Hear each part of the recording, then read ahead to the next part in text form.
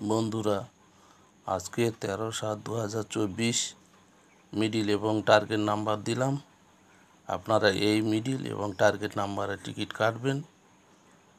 যারা daily ticket কাটেন তাদের জন্য এই নাম্বার, যারা কাটেন না তারা এই নাম্বার দেখে টিকিট কাটবেন না। আর যারা টিকিট কাটেন এই নাম্বারে কাটবেন।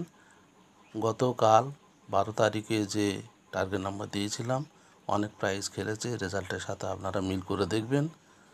আর আপনারা এই টার্গেট নাম্বারে টিকিট কাটুন এবং দয়া করে সাবস্ক্রাইব করবেন এবং লাইক করবেন, এটা আপনাদের কাছে অনুরোধ করছি।